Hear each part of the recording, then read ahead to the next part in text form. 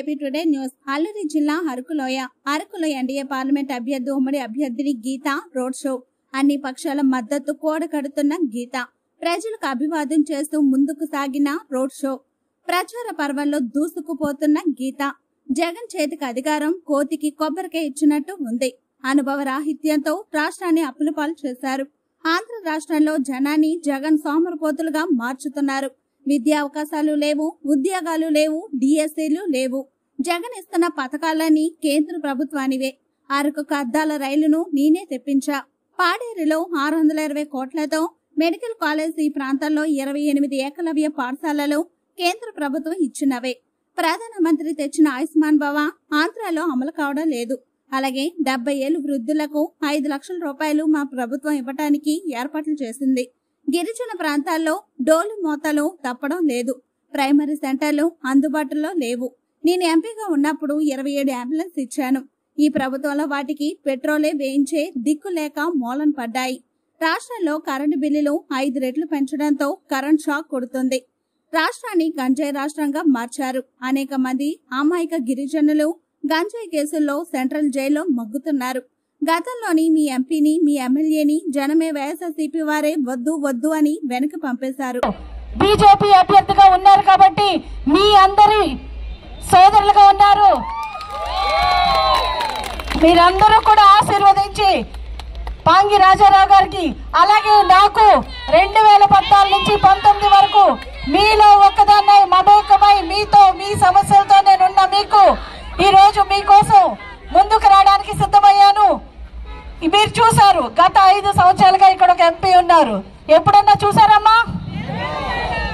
ఇదే ప్రాంతం నుంచి ఎమ్మెల్యే టికెట్ ఇద్దామంటే వైఎస్ఆర్సీపీ వాళ్ళే వద్దు మాకి ఎంపీ అని చెప్పారు. అవునా?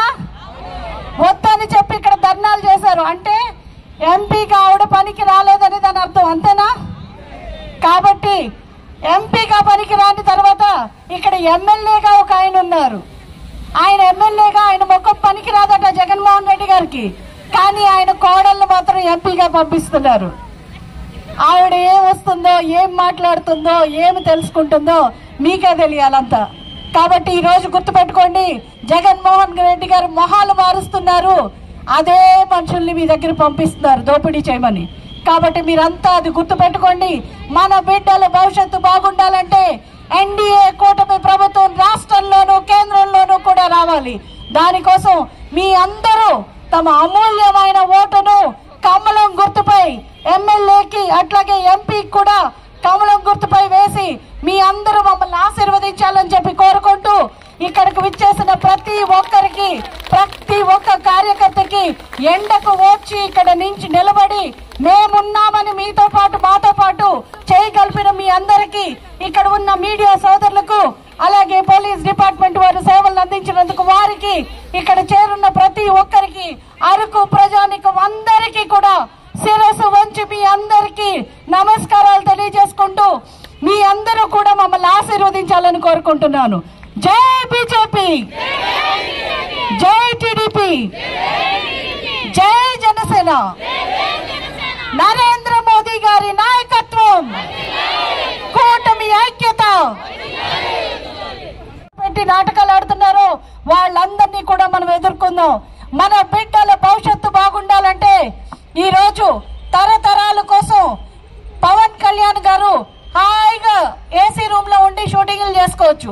అట్లాంటిది ఈ రోజు ఎన్నో కష్టాలకు వచ్చి ఎండనక వాననక అన్ని త్యాగాలు చేసి ఈ కూటమి కోసం ముందుకు వచ్చి ఆయన ప్రజల కోసం నేనున్నానని చెప్పి ముందుకొచ్చి ఈ రోజు మన కోసం పోరాడుతున్నారు. కాబట్టి మనం అందరం కూడా ఒకటి అర్థం చేసుకోవాలి. ఈ రోజు మన ఓటు మన భవిష్యత్తే కాదు, మన బిడ్డల భవిష్యత్తు బాగుండాలంటే ఎవరికైనా ఇంట్లో పిల్లలు ఊరికే కూర్చుని భోజనం పెడుతుంటే మనం రోజు వాళ్ళు ఎలా తయారవుతారమ్మా? సైకోలా తయారవుతారు. అవునా? మన పని పాట లేకుండా బిడ్డలు ఇంట్లో మనం కూర్చోబెడతామమ్మా. ఎంతో మంది మహిళలు ఉన్నారు ఇక్కడ, వాళ్ళ పని చేయాలని కోరుకుంటాం. ప్రభుత్వం అలాగే ఈ రోజు మన అందరినీ కూడా వాడుకుంటుంది. కేవలం ఏదో ఒక రూపాయి పాప ఇచ్చి మనం అలాగే వాళ్ళ నామినేషన్స్ పర్వం రేపు 18 నుంచి స్టార్ట్ అవుతుంది. ఈ సందర్భంగా అరకు పార్లమెంట్ నియోజకవర్గంలోని అరకు హెడ్ క్వార్టర్స్ లో ఈ రోజు పర్యటించడం జరిగింది. ప్రజల నుంచి భారీ స్పందన వచ్చింది. ప్రజలందరూ కూడా ఎప్పుడెప్పుడు ఎలక్షన్స్ వస్తాయా, ఎప్పుడెప్పుడు ఈ దుర్మార్గ ప్రభుత్వాన్ని ఇంటికి పంపిద్దామా అని చెప్పి ప్రజలందరూ చాలా ఉత్సాహంగా ఉన్నారు. ఎందుకంటే 5 సంవత్సరాలుగా ఈ ప్రభుత్వ పాలనను ఒక్కసారి ఛాన్స్ అంటూ వచ్చారు జగన్మోహన్ రెడ్డి గారు. ప్రభుత్వ పాలన ఎలా ఉందో కూడా ప్రతి ఒక్కళ్ళు చూడడం జరిగింది, ప్రతి ఒక్కళ్ళు అనుభవించడం జరిగింది. ఈరోజు గిరిజనుల మీద జరిగే దౌర్జన్యాలన్నీ కూడా మేము ప్రజలకి చెప్పడం కాకుండా ప్రజలే మాకు చెప్పే పరిస్థితిలో ఉన్నారు. అలాగే మీరు చూస్తే గంజాయిమయం అయిపోయింది. గిరిజనులకి ఎలాంటి సంబంధం లేకుండా గిరిజనులే వాడుకుంటూ గిరిజన బతుకులతో ఆడుకుంటూ ఈరోజు గిరిజనులు అనుభవిస్తున్న సమస్యలన్నీ గురించి కూడా ప్రతి ఇంటింటా ఒక కథలాగుంది. పైగా రెండోది చూస్తే 5 కేజీల బియ్యం ప్రధానమంత్రి గారు ఇస్తున్నా సరే అది కూడా నేనే ఇస్తానని స్టిక్కర్లు వేసుకున్న ప్రభుత్వాన్ని మనం చూస్తున్నాము. ఇప్పటి వరకు ఏ సంక్షేమం పేరు పెట్టి ప్రజలను మోసం చేస్తున్నారో ఆ ప్రతి సంక్షేమం కూడా సెంట్రల్ నుంచి వచ్చిన నిధులతోటే జరుగుతున్నాయి. అలాగని రాష్ట్ర ప్రభుత్వం ఈరోజు నిధులు సమకూర్చుకోవడంలో కూడా వైఫల్యం చెందింది. సమకూర్చుకోవడం మాట అటుంచి ప్రభుత్వం ఈరోజు రాష్ట్రాన్ని అప్పుల కుప్పగా మార్చింది. సర్క్యూట్ హౌస్ కానీ కలెక్టర్ ఆఫీసులు కానీ ప్రభుత్వ ఆస్తులు మొత్తం తనఖా పెట్టి ఈరోజు డబ్బులు తీసుకున్న పరిస్థితి ఉంది. అలాగే ప్రజా జీవితాలు తాకట్టు పెట్టి రానున్న 20 సంవత్సరాల్లో మద్యం మీద వచ్చే ఇన్కమ్ కూడా ఈరోజు తాకట్టు పెట్టి ప్రభుత్వం అప్పులు చేసిన పరిస్థితి చూస్తున్నాము. ఇంకా ప్రజల తలలు మాత్రమే మిగిలి తాకట్టు పెట్టడానికి కంప్లీట్గా ఉన్న ఆస్తులు సర్వం తాకట్టు పెట్టడం జరిగింది. ఈరోజు ప్రభుత్వ విధానాలు చూస్తుంటే ప్రజలకి ఏ సంక్షేమం అయితే మోడీ గారు అందించాలనుకున్నారో ఒక ఇల్లు ఇచ్చిన బాపత లేదు. గిరిజన ప్రాంతంలో ఇప్పటి వరకు ఒక్క ఇల్లు కూడా రాలేదు. అది పక్కన పెడితే కేవలం ఈ మధ్య కాలంలో అవి ఆన్లైన్ చేయడం జరిగింది. నీళ్లకు బిల్లులు రాలేదు. స్వచ్ఛ భారత్ పేరు చెప్పి టాయిలెట్స్ రాలేదు. ప్రాథమిక కేంద్రాల్లో మందులు లేవు. ప్రైమరీ పాఠశాలలు మూసివేశారు. డాక్టర్స్ ఉంటే ప్రైమరీ హెల్త్ సెంటర్ లేదు, ప్రైమరీ హెల్త్ సెంటర్ ఉంటే డాక్టర్స్ లేరు.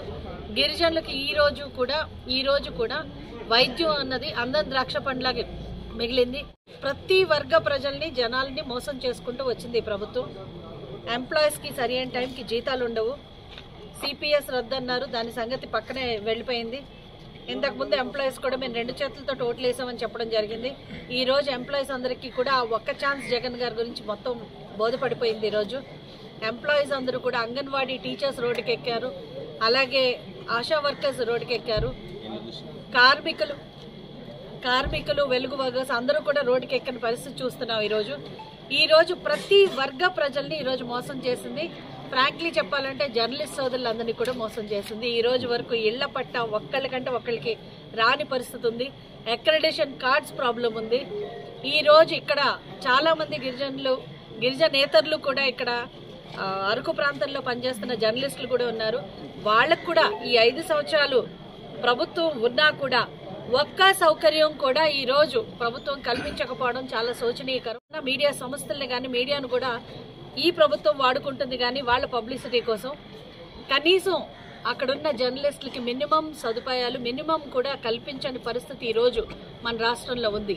కాబట్టి ఈరోజు నేను ఒక్క విషయం చెప్తున్నాను. ప్రజలందరూ ఎదురు చూస్తున్నారు ఎప్పుడెప్పుడు ఈ ప్రభుత్వం నుంచి మాకు విముక్తి కలుగుతుందా అని. 60 నెలలు కష్టపడ్డారు. కాబట్టి నెక్స్ట్ 60 నెలలు మనం చూస్తే ఈరోజు రాష్ట్రంలో ఈ కూటమి ఫామ్ అయిన పరిస్థితి మనం చూస్తున్నాం. ఎన్డీఏ కూటమి. పవన్ కళ్యాణ్ గారు హాయిగా ఉండక ఆయన హ్యాపీగా షూటింగ్లు చేసుకుంటూ ఏసీ రూమ్లో ఉండవలసిన పరిస్థితి మానుకుని ప్రజల కోసం ఈరోజు రోడ్డు మీదకి వచ్చి ప్రజలతో పాటు మీతో నేను అని చెప్పి ఆయన యుద్ధం చేయడం జరుగుతుంది. అలాగే చంద్రబాబు నాయుడు గారి పైన కూడా చూసాము అక్రమ కేసులు పెట్టి. ఆయనే కాదు, ఎవరైతే ప్రభుత్వం మీద వారి గళాన్ని వినిపిస్తారో వాళ్ళ వాయిస్ ఎట్టి పరిస్థితుల్లో బయటకు వినిపించకుండా వాళ్ళ గొంతు నొక్కి వాళ్ళని భయపెట్టి బెదిరించి ఈరోజు ప్రభుత్వం ఒక దుశ్చర్యకు పాల్పడుతుంది.